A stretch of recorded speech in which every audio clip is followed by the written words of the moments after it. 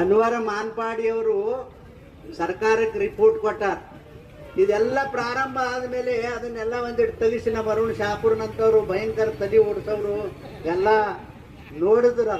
ನೋಡಿ ನಮಗೂ ಹೇಳಿದ್ರು, ಇಲ್ರಿ ಇದು ಯಾರೋ ತಗೊಂಡಿಲ್ರಿ, ಇದ್ರಾಗ ಇವ್ರ ಜಮೀನ ಈ ವಕ್ಫ್ ಕಮಿಟಿಗೆ ಸಂಬಂಧಪಟ್ಟಂತ ಸಮಾಜದವ್ರು ಏನದಾರಲ್ಲ ಅವರೇ ಎತ್ ಹಾಕ್ಯಾರ ಅಂತ ಹೇಳು. ಅವಾಗ ಗೊತ್ತಾದದ್ದು ಇದು. ಈಗ ನೋಡ್ರಿ, ಖರೆ ನಿಮಗ್ ಹಿಂದೂಸ್ತಾನ ಇದ್ರ ಸಿದ್ದರಾಮಣ್ಣ ನಿನ್ನ ದನಿ ಎತ್ತರದ ನೋಡ್ತೀನಿ ಒಂದು ಗಜ್ಜ. ನಿನಗೇನಾದ್ರೂ ಅಷ್ಟು ಶಕ್ತಿ ಇದ್ದಿದ್ರ ಅನ್ವರ್ ಮಾನ್ಪಾಡಿ ಅವ್ರು ಏನು ನಿನಗೆ ರಿಪೋರ್ಟ್ ಕೊಟ್ಟಾರ ಸರ್ಕಾರಕ್ಕೆ, ಆ ರಿಪೋರ್ಟ್ ಇಂಪ್ಲಿಮೆಂಟ್ ಮಾಡೋದರೆ ಮಾಡು, ಒಂದು ಮಾಡು. ಅದು ನಿನಗೆ ತಾಕತ್ತಿಲ್ಲ ಅಂದ್ರೆ CBI ಕಳಿಸು. ನಮ್ಮ ಮೋದಿ ಸಾಹೇಬ್ ಗಂಡಸದ ನಾವು ಏನ್ ಮಾಡ್ತಾನ. ನೀವು ಅದೆಲ್ಲ ಬಿಟ್ಟು ಕುಯ್ ಕುಯ್ ಕುಯ್ ಕುಯ್ ಅಂತ ಹೇಳಿ ನಳ್ಳಾಡಿದ್ರೆ ಆಗೋದಿಲ್ಲ ಸಾಹೇಬ್ರ. ನನಗೆ ಇದೆಲ್ಲ ನೋಡಿ ಅನಿಸ್ತದೆ, ಇನ್ನು ಬಹಳ ದಿವಸ ಇದು ಈ ಸರ್ಕಾರ ಮುಂದಕ್ಕೆ ಹೋಗ್ತದ ಅಂತ ಅನ್ಸನ್. ಎಷ್ಟು ಮಂದಿ ಪಾಪ ಕಟ್ಕೋತೀರಿ? ಬರೀ ನಮ್ಮ ಜಿಲ್ಲಾದಾಗ 26,000 ಎಕರೆ ಕುಟುಂಬಗಳ ಪಾಪ ಕಟ್ಕೊಂಡಿರಿ. ಇನ್ನು ರಾಜ್ಯದಾಗ ಎಷ್ಟು ಜನರು ಕಟ್ಕೊಂಡಿರ್ಬೇಕು ನೀವು?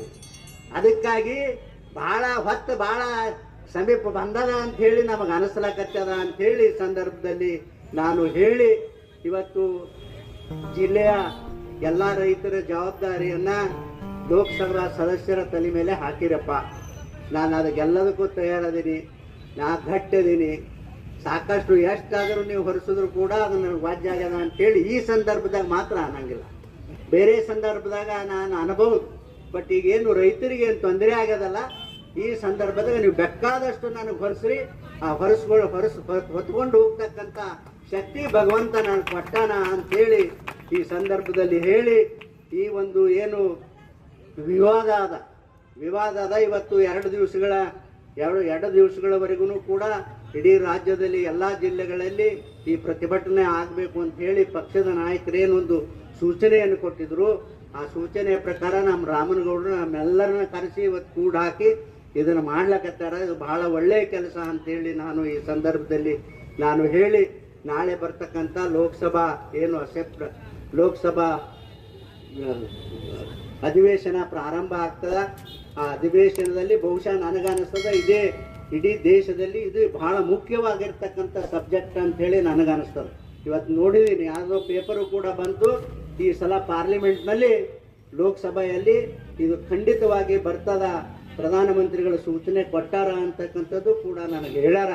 ಅದು ಏನೇ ಆಗಿರಲಿ, ನಾನು ನಾನು ಒಬ್ಬನೇ ಅಲ್ಲ, ಇದು ಜೋಡಿ ಇನ್ನೂ ಭಾಳ ಜನ ಅದಾರ. ಮಹಾರಾಷ್ಟ್ರದಾಗೂ ಅದರ, ದಿಲ್ಲಿಯಾಗೂ ಅದರ, ಹೈದರಾಬಾದ್ದಾಗೂ ಅದರ, ತುಮಕೂರಾಗೂ ಅದರ.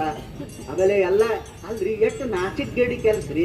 ಹೋಲಿ ಮಾರಾಯ, ನಮ್ಮ ಯಾರೇ ಜಮೀನು ಯಾರು ತಗೋಬೇಕು, ಹೋಗಿಬಿಟ್ಟು ಅವನವನ ಕುರುಬರು ಪಾಪ ಬಡವ್ರ ಜಮೀನ ಅವ್ರ ದೇವಸ್ಥಾನ ಸಹಿತ ನುಂಗ್ಲಾಕ್ ಹೊಂಟಿದಲ್ವ ಮಾರಾಯ ನೀನು.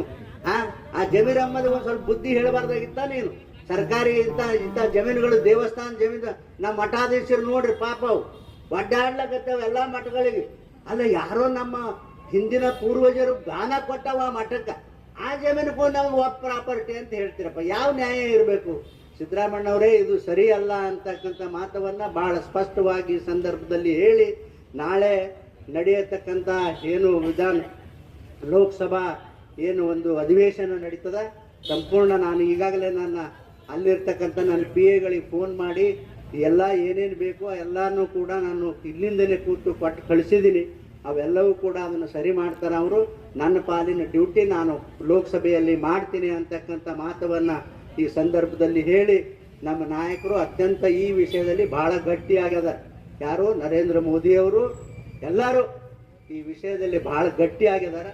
ಇದು ಖಂಡಿತವಾಗಿ ಏನು ಎಲ್ಲರೂ ಹೇಳಿದ್ರಿ, 1974-75ನೇ ಇಸ್ವಿನಲ್ಲಿ ಏನು ಒಂದು ಆರ್ಡರನ್ನು ಸರ್ಕಾರದವರು ವಿಧೇಯವನ್ನು ಹೊರಡಿಸ್ಯಾರ, ಅದು ಹೋಗೋ ತನಕ ಲೋಕಸಭೆಯಲ್ಲಿ ಅದು ಮಂಜೂರಾಗೋ ನಾನು ಬಿಡೋದಿಲ್ಲ ನಾವು ಯಾರು ಅಂತಕ್ಕಂಥ ಮಾತವನ್ನು ಬಹಳ ಸ್ಪಷ್ಟವಾಗಿ ಈ ಸಂದರ್ಭದಲ್ಲಿ ಹೇಳಿ ಅದಕ್ಕೆ ದಯವಿಟ್ಟು ನಾ ಕೈ ಮುಗಿತೀನಿ ಎಲ್ಲ ಕಾರ್ಯಕರ್ತರಿಗೆ.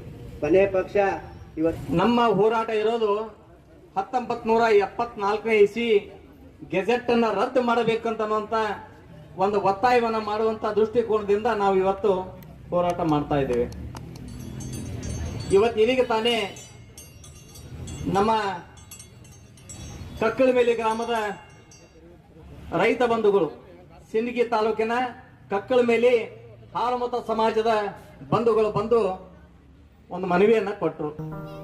ಸುಮಾರು 5 ಎಕರೆ 15 ಗುಂಟೆ ವಕಫ್ನವರು ಉತಾರಿ ಒಳಗೆ ಹೆಸರು ಕೂಡಿಸಿ ಬಿಟ್ಟಾರ ಅಂತೇಳಿ ಇವತ್ತು ಕಳೆದ 2 ತಿಂಗಳಿಂದ ಯಾವ ಒಬ್ರು ವಕ್ಫ್ ಸಚಿವರು ವಿಜಯಪುರ ಜಿಲ್ಲೆಗೆ ಬಂದು ವಕ್ಫ್ ಅದಾಲತ್ ಮಾಡಿ ಅಧಿಕಾರಿಗಳಿಗೆ ಕಡ್ಡಾಯವಾಗಿ 1 ತಿಂಗಳ ಟಾರ್ಗೆಟ್ ಕೊಟ್ಟು ಇವುಗಳೆಲ್ಲ ಹೆಸರ ಉತಾರಿಯಲ್ಲಿ ಹೆಸರು ಸೇರ್ಪಡೆ ಮಾಡ್ಬೇಕಂತ ಹೇಳಿ ಅದು ಮುಖ್ಯಮಂತ್ರಿಗಳು ಹೇಳ್ಯಾರಂತ ಅನ್ನುವಂತ ಒಂದು ಒತ್ತಡವನ್ನ ಹೇರಿ ಇವತ್ತೆಲ್ಲರ ಪಾಣಿಗಳಲ್ಲಿ ವಕ್ಫ್ ಹೆಸರನ್ನ ಸೇರ್ಪಡೆ ಮಾಡ್ತಕ್ಕಂಥದ್ದನ್ನ ಇನ್ನೂವರೆಗೆ ನಿಂತಿಲ್ಲ.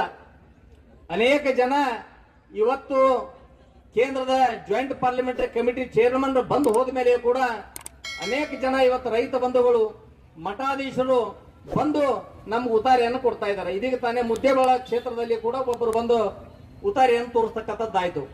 ನಾವು ಎಲ್ಲೆಲ್ಲಿ ಹೋಗ್ತೀವಿ ಅಲ್ಲಿ ಹೋದಂತಲ್ಲಿ ರೈತರು ನಮ್ಮ ಜಮೀನನ್ನು ಕೂಡ ಇವತ್ತು ಉತಾರಿ ಒಳಗ ವಕ್ಫ್ ಹೆಸರು ದಾಖಲಾಗಿ ಬಿಟ್ಟದ್ರಿ ಅಂತ ಹೇಳುವಂತದ್ದು ನಡೆದು ಬಿಟ್ಟದ. ಅಂದ್ರೆ ಇದು ವಕ್ಫ್ ಅನ್ನುವಂತ ಒಂದು ಪೆಡಂಭೂತ ಯಾವ ರೀತಿ ಪರಿಣಮಿಸಕತ್ತದ ಅನ್ನೋಂಥದ್ರ ಬಗ್ಗೆ ಇವತ್ತು ಇಡೀ ರೈತ ಸಮುದಾಯ ಅತ್ಯಂತ ಆಕ್ರೋಶದಲ್ಲಿ ಅದ ಮತ್ತು ಆತಂಕದಲ್ಲಿ ಅದ.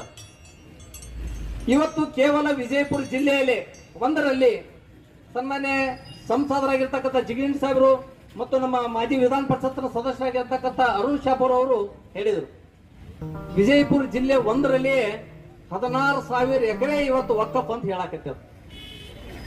ಕರ್ನಾಟಕ ರಾಜ್ಯದಲ್ಲಿ 1,21,000 ಎಕರೆ ನಮಗ್ ಜಮೀನು ಐತೆ ಅಂತ ಅನ್ನುವಂಥದ್ದನ್ನ ವಕ್ಫ್ನವರು ಹೇಳಕತ್ತಾರೆ. ಇವತ್ತು ದೇಶದಲ್ಲಿ 54ನೇ ಇಸ್ವಿ ಒಳಗ ಈ ವಕ್ಫ್ ಅನ್ನುವಂತ ಕಾಯ್ದೆ ತಗೊಂಡು ಬಂದರ ಮೇಲೆ ಇರ್ತಕ್ಕಂಥದ್ದು ಕೇವಲ 8,500 ಎಕರೆ. 2006ನೇ ಇಸ್ವಿ ಒಳಗ ದೇಶದಲ್ಲಿ 1,60,000 ಎಕರೆ ಜಮೀನು ಆಯ್ತು. 2019ನೇ ಇಸ್ವಿಯಲ್ಲಿ ನಮ್ಮ ಕೇಂದ್ರ ಸಚಿವರಾಗಿರ್ತಕ್ಕಂಥ ಶೋಭಾ ಕರಂದ್ಲಾಜೆ ಅವರು ಒಂದು ಮಾಹಿತಿಯನ್ನ ಕೇಳಿದ್ರು ಪಾರ್ಲಿಮೆಂಟ್ಗೆ, ವಕ್ಫ್ನಲ್ಲಿ ಎಷ್ಟು ಆಸ್ತಿ ಅದಂತ ಕೇಳಿದಾಗ ಅವತ್ತು ಕೊಟ್ಟಿರ್ತಕ್ಕಂಥ ಮಾಹಿತಿ 5,80,000 ಎಕರೆ.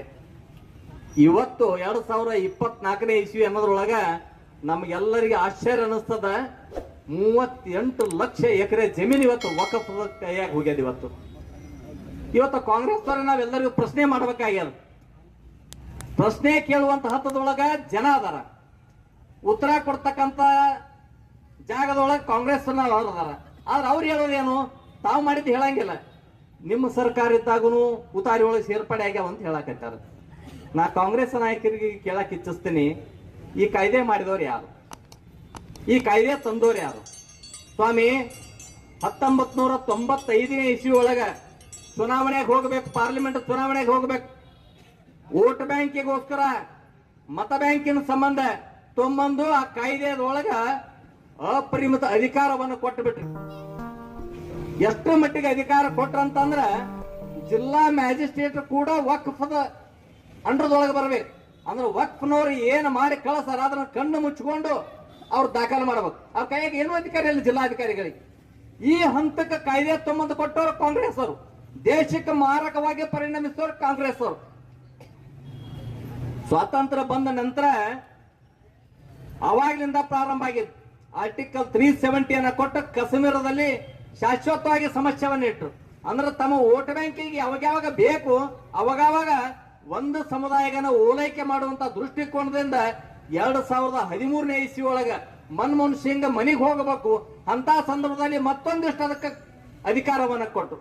ಹೀಗಾಗಿ ಇವತ್ತು ಕರ್ನಾಟಕ ರಾಜ್ಯದಲ್ಲಿ ಕಳೆದ 1.5 ವರ್ಷದಲ್ಲಿ ಇವತ್ತು ಕರ್ನಾಟಕ ರಾಜ್ಯದಲ್ಲಿ ಏನು ಭ್ರಷ್ಟಾಚಾರ ಅಂತನ್ನುವಂಥದ್ದು ನಡೆದು ಬಿಟ್ಟದ. ಇವತ್ತು ವಾಲ್ಮೀಕಿ ಹಗರಣ ಇರಬಹುದು, ಮೂಡಾ ಹಗರಣ ಇರಬಹುದು, ಇವತ್ತ ಗ್ಯಾರಂಟಿಗಳನ್ನು ಹೇಳಿ ಇವತ್ತು ಇಡೀ ರಾಜ್ಯದ ಖಜಾನೆ ಖಾಲಿಯಾಗಿ ಬಿಟ್ಟದ. ಇವತ್ತು ಕೊಡ್ಲಿಕ್ಕೆ ದುಡ್ಡಿಲ್ಲ, ಹೀಗಾಗಿ BPL ಕಾರ್ಡ್ ರದ್ದು ಮಾಡ್ತಾರೆ.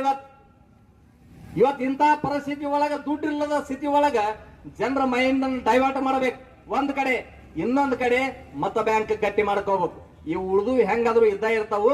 ಒಂದು ಸಮುದಾಯ ಮಾತ್ರ ನಮಗೆ ಕಾಯಂ ಶಾಶ್ವತ ಗಟ್ಟಿ ನಮಗೆ ಇರಬೇಕಂತ ಒಂದು ಷಡ್ಯಂತ್ರದಿಂದ ಇವತ್ತು ಕರ್ನಾಟಕ ರಾಜ್ಯದಲ್ಲಿ 74 ಗೆಜೆಟ್ ಅಂತ ಹೇಳಿಕೊಂಡು ಇವತ್ತು ಎಲ್ಲ ಕಡೆ ಇಡೀ ರಾಜ್ಯದಲ್ಲಿ ಇವತ್ತು ರೈತರ ಜಮೀನುಗಳಿಗೆ ಕನ್ನ ಹಾಕ್ತಕ್ಕಂಥದ್ದು ನಾವು ನೋಡ್ತಾ ಇದ್ದೀವಿ. ಒಬ್ಬ ಅಪ್ರಬುದ್ಧ ಸಚಿವ ಜಮೀರ್ ಅಹಮದ್ ಖಾನ್ ಹೇಳೋ ಮಾತೇನು, ಎಲ್ಲ ಕಡೆ ಹೋದಲ್ಲೆಲ್ಲ ಅದು ಅಲ್ಲಾಹ್ ಆಸ್ತಿ ಅಂತ ಹೇಳ್ತಾರೆ. ಇವತ್ತು 38 ಲಕ್ಷ ಎಕರೆ ಜಮೀನ ಅಲ್ಲಾ ಬಂದ ಯಾವಲ್ಲಿ ಖರೀದಿ ಹಾಕಿ ಕೊಟ್ಟ, ಯಾವಲ್ಲಿ ಸಬ್ ರಿಜಿಸ್ಟರ್ ಆಫೀಸ್ ನೋಂದು ಮಾಡಿ ಕೊಟ್ರು, ಯಾವಲ್ಲಿ ದಾನ ಕೊಟ್ರು ಅನ್ನೋದ್ರ ಬಗ್ಗೆ ಸ್ಪಷ್ಟಪಡಿಸ್ಬೇಕು ನೀವು. ಮೊದಲು 38 ಲಕ್ಷ ಎಕರೆ ಜಮೀನು ವಕ್ಫ್ ಅಂದ್ರೆ ಏನು? ದಾನ. ದಾನ ಯಾರು ಕೊಟ್ರು? 38 ಲಕ್ಷ. ಅದಕ್ಕೇನು ದಾಖಲೆಗಳದಾವು, ಅದಕ್ಕೇನು ಪುರಾವೆಗಳದಾವು ಅಂತ ಕೇಳಿದ್ರೆ ಅದನ್ನು ಕೇಳುವ ಅಧಿಕಾರ ನಮಗೆ ಯಾರಿಗಿಲ್ಲ. ಅಂತ ಅಧಿಕಾರವನ್ನು ತುಂಬದ ಅದರೊಳಗೆ ಇಟ್ಟು ಇವತ್ತು ಈ ರೀತಿ ಸಮಸ್ಯೆಗಳನ್ನ ಮಾಡಿಟ್ಟಿರಿ. ಈ ಸಮಸ್ಯೆಗಳ ಬಗ್ಗೆ ಇವತ್ತು ಧ್ವನಿ ಎತ್ತಿದವ್ರ ಬಗ್ಗೆ ಒಂದು ಮಾತನ್ನು ಇವತ್ತು ಕಾಂಗ್ರೆಸ್ ಅವರು ಏನು ಮಾತಾಡಕತ್ತಿಲ್ಲ. ಇವತ್ತು ಯಾವ ಮಟ್ಟಕ್ಕೆ ಕೇಳಿದಾರ ಅಂದ್ರೆ ಇವತ್ತ ಮಠಮಾನ್ಯರ ಮಠಾಧೀಶರು ಕೂಡ ಇವತ್ತು ಬೀದಿಗೆ ಬಂದು ಹೋರಾಟ ಮಾಡ್ತಕ್ಕಂಥ ಪರಿಸ್ಥಿತಿಗೆ ಬಂದದ. ಇಡೀ ರೈತ ಸಮುದಾಯ ಇವತ್ತು ಬೀದಿಗೆ ಬಂದು ನಿಂತದ.